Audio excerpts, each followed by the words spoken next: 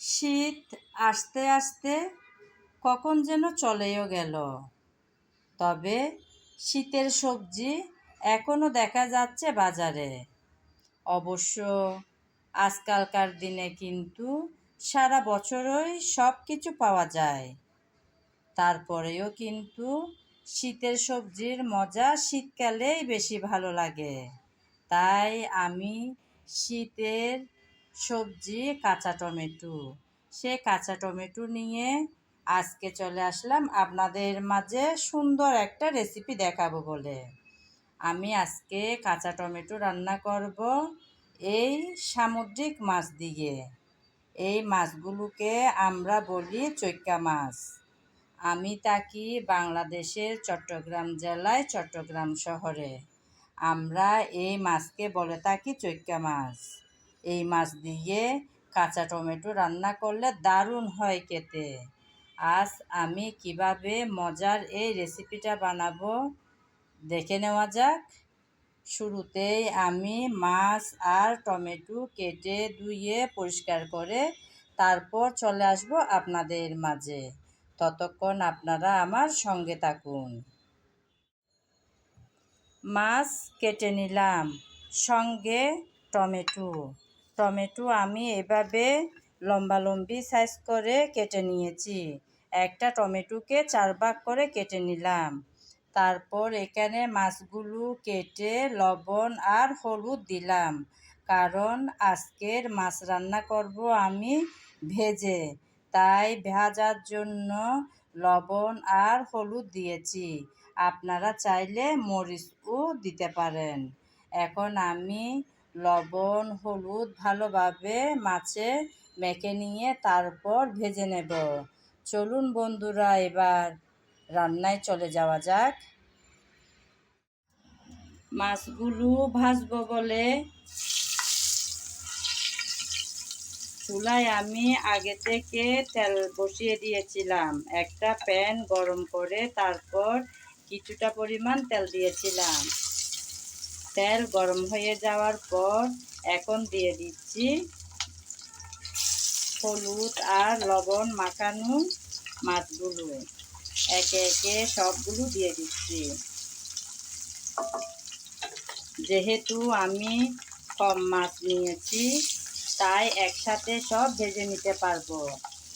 আমি মাছের লেজ আর মাথা রেখে দিয়েছি, শুধু কয়েকটা পেটের পিস নিলাম।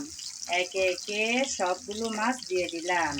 এখন অপেক্ষা করব যাতে একটা সাইড ভালোভাবে ভাজা হয়।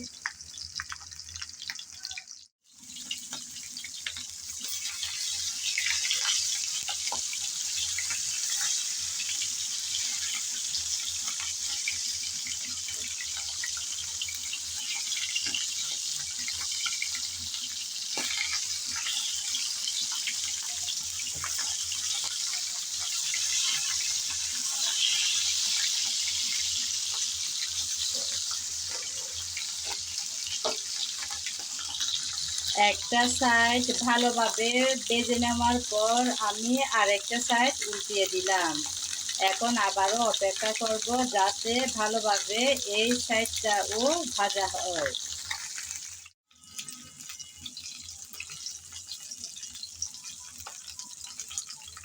উল্টিয়ে পাল্টিয়ে মাছ লাল লাল করে ভেজে নিয়েছি। এই মাছগুলো কাটা বেশি, তাই এরকম লাল লাল করে ভেজে নিতে হবে, না হলে বাচ্চাদের খাওয়াতে একটু কষ্টই হয়ে যাবে। তাই আমি একদম লাল লাল করে ভেজে নিলাম। এখন গরম তেল থেকে মাছগুলো সব নামিয়ে নেব। মাছ সব ভেজে তুলে নিলাম। এখন চলে যাব রান্নায়। আজকের রান্নাটা করব আমি মাছ ভাজার তেলে।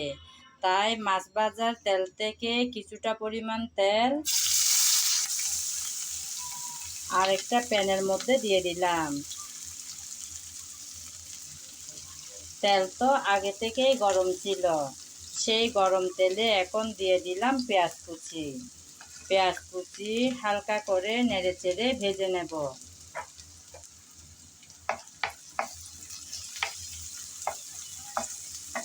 আমি তো আজকের রান্নাটা বসিয়ে দিলাম মাছ ভাজার তেলে। আপনাদের এরকম ভালো না লাগলে নতুন করে আবার তেল বসিয়ে রান্নাটা সেরে নিতে পারবেন। আমার মাছ ভাজার তেলে রান্নাটা করলে ভালো লাগে, তাই আমি এভাবে বসিয়ে দিলাম। এখন হালকা ব্রাউন কালার করে পেঁয়াজগুলো ভেজে নেব।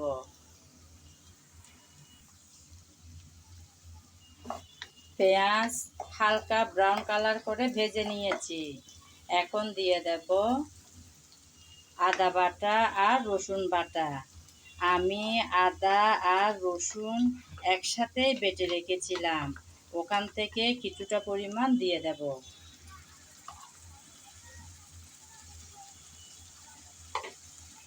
আদা রসুন এখন পেঁয়াজের সাথে আবারও নেড়ে চেড়ে হালকা করে ভেজে নেব, যাতে কাঁচা গন্ধটা চলে যায়।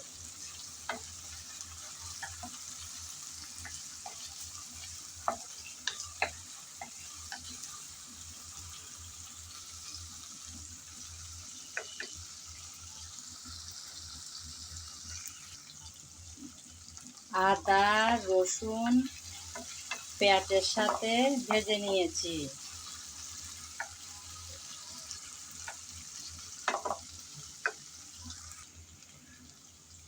এখন দিয়ে দেব হলুদ, তারপর মরিচ। ঝালটা যে যেমন খেতে পছন্দ করেন সেরকম দেবেন। আমার মাছের পরিমাণ আজকে কম, তাই কম পরিমাণ মরিচ দিলাম। তারপর জিরা ধনিয়া গরম মশলা সব একসাথে গুঁড়ো করা পাউডার। এখন দিলাম স্বাদ মতন লবণ। এখন সব একসাথে ভালোভাবে নেড়েচেড়ে কষিয়ে নিতে হবে। মশলা যাতে পুড়ে না যায় সামান্য পানি দিয়ে দেব।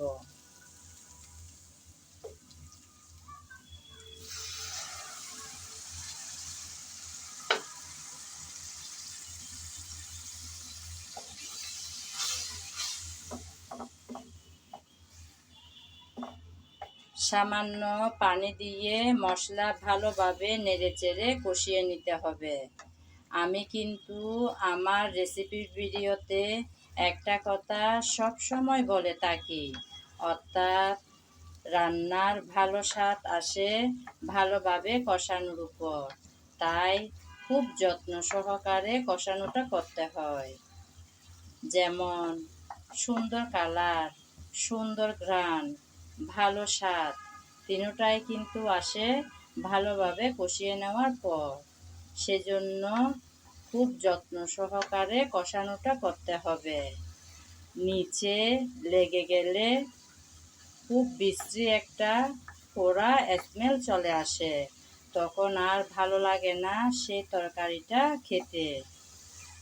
তাই সময় ধরে ভালোভাবে মশলাটা কষিয়ে নিতে হবে।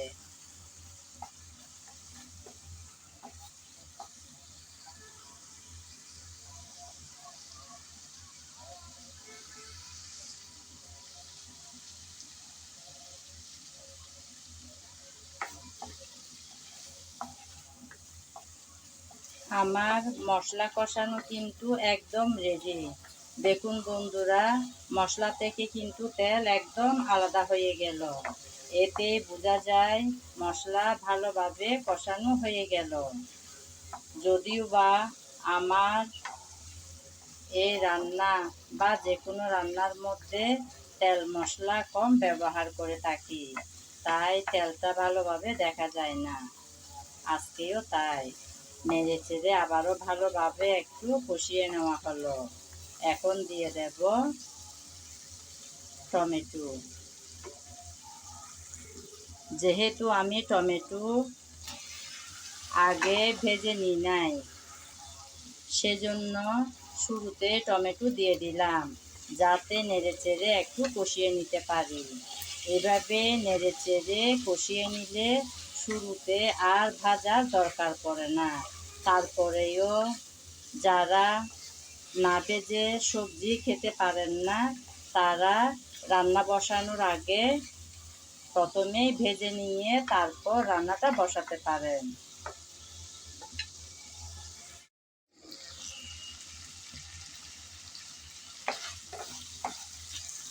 কিছুক্ষণ সময় ধরে আমি টমেটো ভালোভাবে কষিয়ে নিলাম।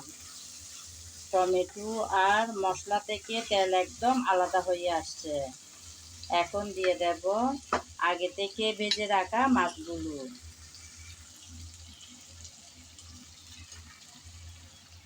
দিয়ে দিলাম সবগুলো মাছ। আবারও একটু নেড়ে চেড়ে ভালোভাবে মিশিয়ে দেব। আমার আজকের রান্না যদি আপনাদের ভালো লেগে থাকে তাহলে আমার চ্যানেলটি সাবস্ক্রাইব করে আমার পাশে থাকবেন। আর যদি ফেসবুক পেজে দেখতে পান তাহলে পেজটি ফলো করে দেওয়ার অনুরোধ রইল। মাছ দিয়ে এখন আমি দিয়ে দেব কিছুটা পরিমাণ পানি। আমার মনে হয় আর একটু পানি লাগবে, তাই দিয়ে দিলাম। আর একটু পানি দিয়ে আবারও একটু হালকা হাতে নেড়ে চেড়ে মিশিয়ে নেব। মাছের তরকারি কিন্তু শুরুতে ভালোভাবে নেড়ে চেড়ে মিশিয়ে নিতে হয়, কারণ যারা রান্না করেন আপু কিংবা ভাইয়ারা সবাই তো নিশ্চয়ই জানেন যে মাছ নেড়ে চেড়ে রান্না করলে ভেঙে যায়। তাই শুরুতে ভালোভাবে নেড়ে চেড়ে মিশিয়ে নিতে হবে। তাই আমি পরিমাণ মতো পানি দিয়ে ভালোভাবে নেড়ে চেড়ে মিশিয়ে নিলাম। এখন কিছুক্ষণ সময় ধরে রান্না করে নেব।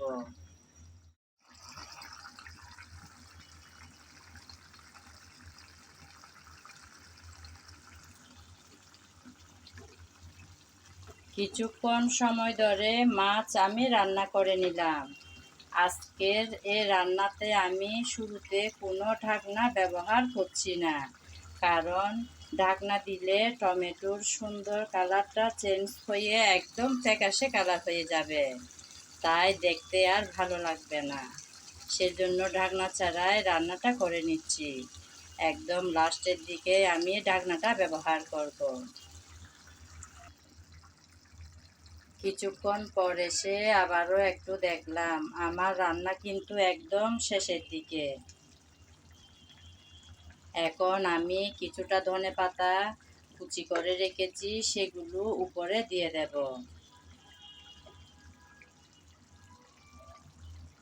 এই কাঁচা টমেটোর রান্না সিদ্ধ হবে, কিন্তু সিদ্ধ হয়ে একদম নরম হয়ে গলে যাবে না, সেভাবে রান্না করতে হবে, তাহলে খেতে দারুণ হয়। আমিও তাই সেভাবে রান্নাটা করলাম। এখন কিছুটা ধনেপাতা কুচি দিয়ে আবারও 3-4 মিনিটের জন্য চুলায় বসিয়ে রাখব। তবে এ পর্যায়ে আমি ঢাকনাটা ব্যবহার করব,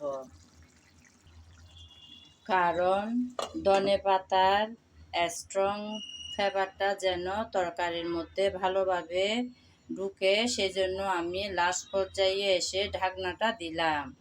এখন অপেক্ষা করব কিছুটা সময়।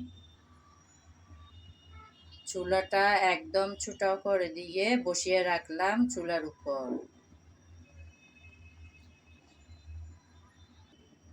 ফিরে আসব কিছুক্ষণ পর।